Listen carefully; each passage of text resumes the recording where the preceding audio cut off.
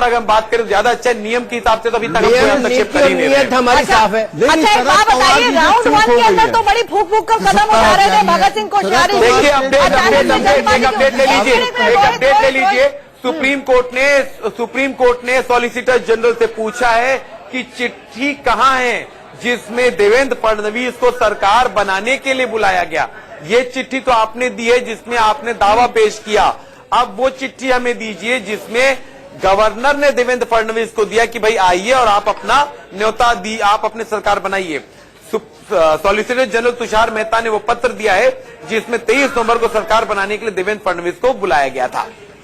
अब तुषार मेहता ने वो पत्र दिया है जिसमें 23 नवंबर को सरकार बनाने के लिए देवेंद्र फडणवीस को बुलाया गया। कोर्ट बोल रही है कि आप ऐसा है कि आप हमें वो चिट्ठी दीजिए जिसमें सरकार बनाने के लिए देवेंद्र फडणवीस को उनके समर्थन के पहले दिया गया था। वो चिट्ठी भी हमें दिखाइए जब उन्होंने जमा किया था। ये मुख्यमंत्री की तरफ से मुकुल रोहतगी पेश हो रहे हैं, आप देवेंद्र फडणवीस सीएम की तरफ से जी रोहतगी पेश हो गए। अजीत पवार ने मुझे समर्थन दिया, ये अभी तक इन्होंने मुकुल रोहतगी ने देवेंद्र फडणवीस की तरफ से तर्क रखा है कि अजीत पवार ने समर्थन दिया और उनके पास जो चिट्ठी थी उसमें 54 विधायकों के हस्ताक्षर थे और वो चिट्ठी हमने गवर्नर को दिखाई, गवर्नर ने देखा और सरकार बनाने के लिए बुला लिया हमें। रोहित, क्योंकि नाक की भी लड़ाई है और साख बचाने की भी लड़ाई है, तो मुझे ऐसा क्यों आभास हो रहा है हियरिंग के दौरान कि भगत सिंह कोश्यारी और देवेंद्र फडणवीस अपना पल्ला झाड़ते हुए नजर आ रहे हैं, जो किया अजीत पवार ने किया। हम तो बोले देखिए पल्ला झाड़ने का नहीं कह सकते क्योंकि फिलहाल अभी जो है उन्होंने दस्तावेज रखे हैं।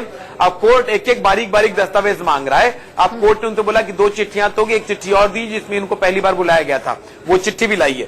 अब वो अगर ये चिट्ठी नहीं लेके आए तो कोर्ट डांट लगा सकता है कि आप फिर बिना तैयारी के आ गए जैसे कल आए थे।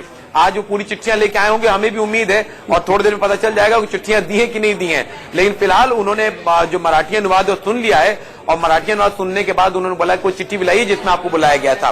फडणवीस के समर्थन की चिट्ठी जो थी वो जमा करने के लिए बहुत स्पष्ट तौर पे सॉलिसिटर जनरल ने कहा है कि भाई देखिए चिट्ठी फर्जी है, असली है, ये राज्यपाल का काम नहीं है। रोहित, ये भी चिट्ठी हैंडओवर बेंच को कर दी गई है जिसमें गवर्नर ने बुलाया था फडणवीस को।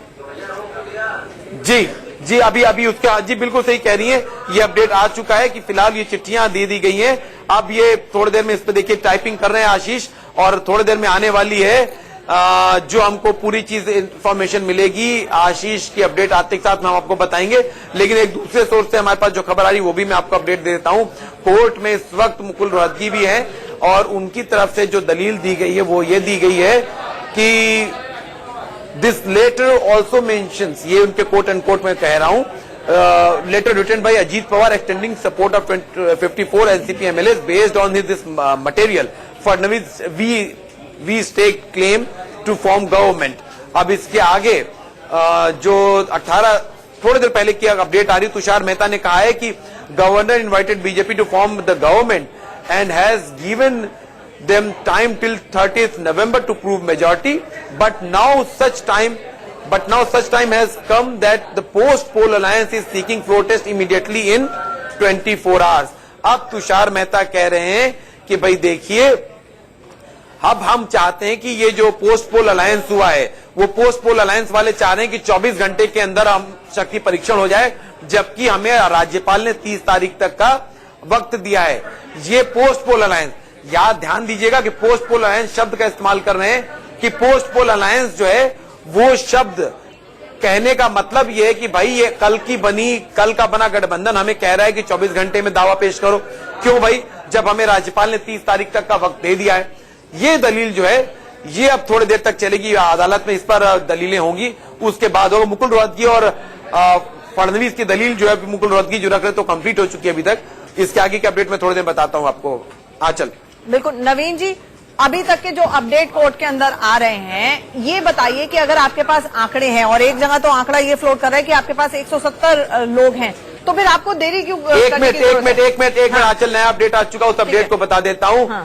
सीएम ने कहा है कि एक पवार के साथ है और दूसरा दूसरी तरफ है। सीएम यानी फडणवीस की तरफ दलील जो रखी जा रही है उसमें कहा जा रहा है कि एक पक्ष पवार के मेरे साथ है और दूसरा दूसरी तरफ है। मुकुल रोहतगी ने कहा है कि एक मिनट, ये अभी टाइप हो रहा था। मुकुल रोहतगी ने अभी इस वक्त कहा है कि इन्होंने कभी नहीं कहा कि पवार का पत्र गलत है।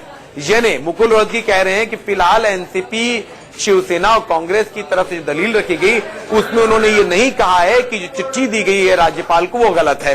दूसरी चीज, एनसीपी के दूसरे पक्ष, एनसीपी का दूसरा पक्ष, ये मुकुल रोहतगी कह रहे हैं कि एनसीपी का दूसरा पक्ष हॉर्स ट्रेडिंग कर रहा है। ये बड़ी खबर आ रही है कि शरद पवार के ऊपर हॉर्स ट्रेडिंग के इल्जाम लगा दिए यहाँ पर भतीजे ने। नाम नहीं लेते हुए उन्होंने कहा